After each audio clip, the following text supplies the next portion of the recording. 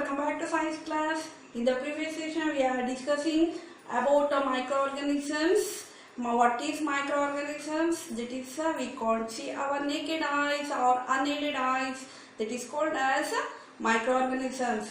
In these microorganisms we have to classify four major groups, that is bacteria, fungi, then protozoans or protozoa, then algae.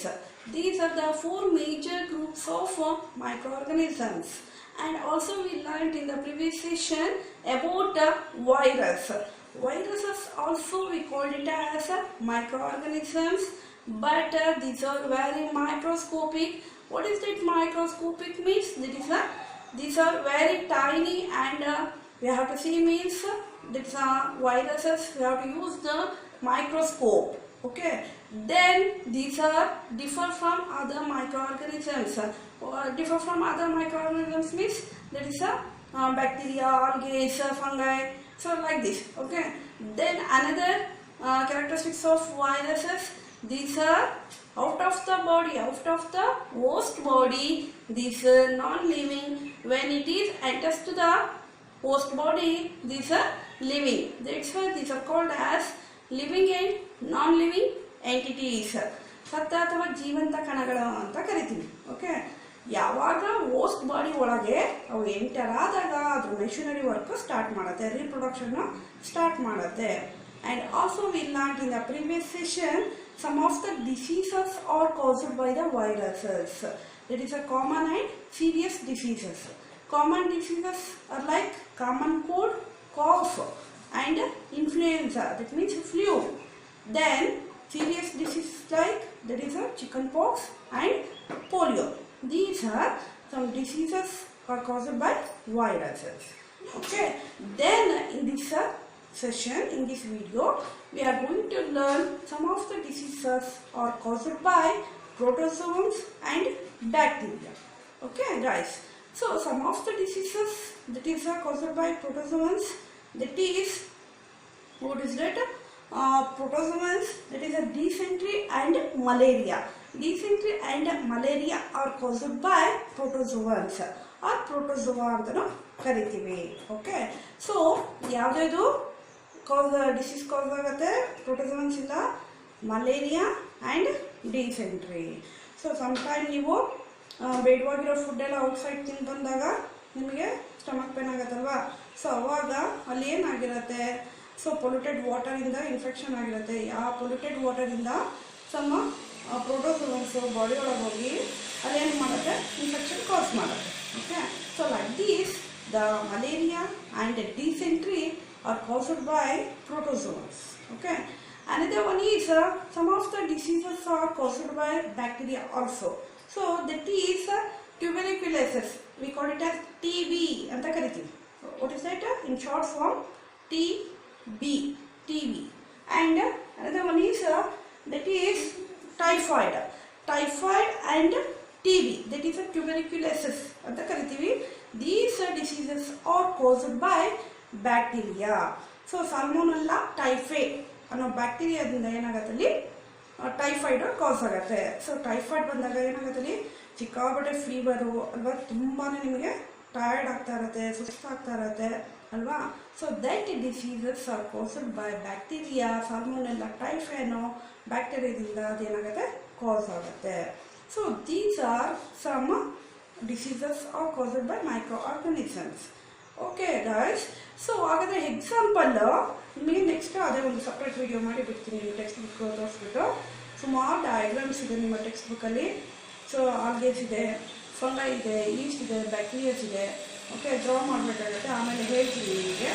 Okay guys, today in this class we will move on to another sub topic, that is way to micro organisms live. ಹಾಗಾದರೆ micro organisms ಎಲ್ಲೆಲ್ಲಿರುತ್ತೆ? Common ಆಗಿ ಹೇಳ್ಬೇಕು ಅಂದರೆ ಎಲ್ಲ ಕಡೆನೂ ಇರುತ್ತೆ. So ಇವಾಗ ನಮ್ಮ ಹ್ಯಾಂಡ್ಸ್ ಸ್ಯಾನಿಟೈಸರ್ ಮಾಡಿಕೊಂಡ್ರು ನಮ್ಮ ಹ್ಯಾಂಡ್ಸಲ್ಲಿ ಇರುತ್ತೆ ಮೈಕ್ರೋ ಆರ್ಗನಿಸಮ್ಸು. ಸೊ ಸ್ಯಾನಿಟೈಸ್ ಮಾಡ್ಕೊಳ್ಳಿ ಅಂತ ಯಾಕೆ ಹೇಳ್ತಾರೆ? ಬಿಕಾಸ್ ಏನಾದರೂ ಕೊರೋನಾ ವೈರಸ್ಸು ಇಲ್ಲಿ ಅಟ್ಯಾಕ್ ಆದಾಗ ಅಲ್ಲೇನಾಗುತ್ತೆ, ಕಿಲ್ ಆಗುತ್ತೆ ಅನ್ನೋ ಉದ್ದೇಶದಿಂದ ಏನು ಮಾಡ್ತಾರೆ, ಸ್ಯಾನಿಟೈಸ್ ಮಾಡ್ಕೊಳ್ಳಿ ನಿಮ್ಮ ಕೈಗಳನ್ನ, ಹ್ಯಾಂಡ್ಸ್ನ ಅಂತ ಹೇಳ್ತಾರೆ ಅಲ್ವಾ. So like this guys. So another topic, we will move on to another topic. where do microorganisms live? Okay. Then these microorganisms, some of the microorganisms are single celled. So already I told in the beginning of the lesson that is microorganisms in the cell lesson already. Some of the organisms are made up of single cell and another organisms are made up of multi-cell. Single cell means only it is made up of single cell only. Okay. Multi-cell means it is made up of more than one. That is millions, trillions, like that. Okay. So some of the microorganisms are single celled.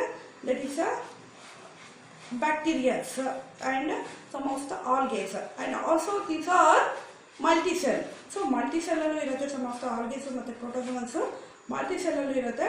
So some of the bacteria enagirutte single cellular irutte. So single cell example kodbodaadre ನಾವು protozoans ಗೆ ಯಾವುದು ಕೊಡಬಹುದು?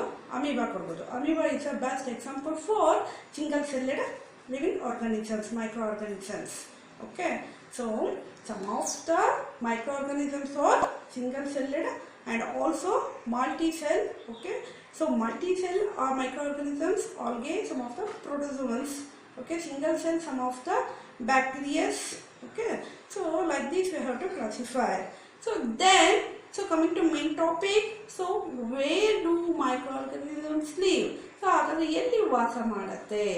So that is they have to live wherever, ಎಲ್ಲಾದರೂ ವಾಸ ಮಾಡುತ್ತೆ. But particular ಆಗಿ that is a very ice cold region to very hot spring.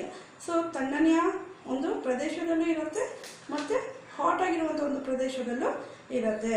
So for example ಇದೆಲ್ಲ ನೋಡಿರ್ಬೋದು ನೀವು, ಪೋಲಾರ್ ಬಿಯರ್ಸ್ ಮೀನ್ಸ್ ಮಂಜುಗಡ್ಡೆ ಹಿಮದಲ್ಲಿ ಅಲ್ಲೆಲ್ಲ ವಾಸ ಮಾಡುತ್ತೆ. ಆ್ಯಂಡ್ ಆಲ್ಸೋ ಹಾಟ್ ಸ್ಪ್ರಿಂಗ್ಸಲ್ಲೂ ಸಹ ನಾವು ಇವುಗಳನ್ನ ನೋಡ್ಬೋದು. And also these are lived in the microorganisms marshy lands. So what is that marshy lands? So which soil is made up of too much of water, that means water logging. So ಜೌಗು ಮಣ್ಣು ಅಂತ ಏನು ಕರಿತೀರಲ್ಲ, ಕೆಸರು ಮಣ್ಣು ಅಂತ ಏನು ಕರಿತೀರಲ್ಲ, so that is called as marshy land ಅಂತ ಕರಿತೀವಿ. So guys, so microorganisms are lived in the very cold region to hot springs, and also these are lived in the marshy lands. Okay. Then some of the microorganisms are free livings. Free livings, that means they lived in alone, ಅಂದ್ರೆ single ಆಗಿ ಜೀವನ ಮಾಡೋದು ಅಂತ. Okay. So example, best example amoeba ಕೊಡ್ಬೋದು. Okay. They want to single, ಒಂಟಿ ಸಿಂಹ ಒಂಟಿ ಸಲಗ ಅಂತಾರಲ್ಲ ಆ ಥರ. Okay. Some of the microorganisms are living freely. Some of the microorganisms, they are a colony. ಅಂದರೆ ಕಾಲೋನಿ ಅಂದರೆ ಗುಂಪಾಗಿರೋದು.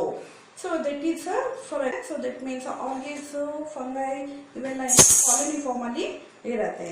Understand? And also these are lived in desert places. Desert ಅಂದರೆ ಏನು? ಸೊ ತುಂಬ ಜಾಸ್ತಿ ಪ್ರದೇಶ, ಮರುಭೂಮಿ ಅಂತ ಕರಿತೀವಲ್ವಾ. ಸೊ ಇಂಥ ಪ್ಲೇಸ್ಗಳಲ್ಲೂ ವಾಸ ಮಾಡ್ತವೆ. ಎಲ್ಲೆಲ್ಲಿ ವಾಸ ಮಾಡ್ತವೆ?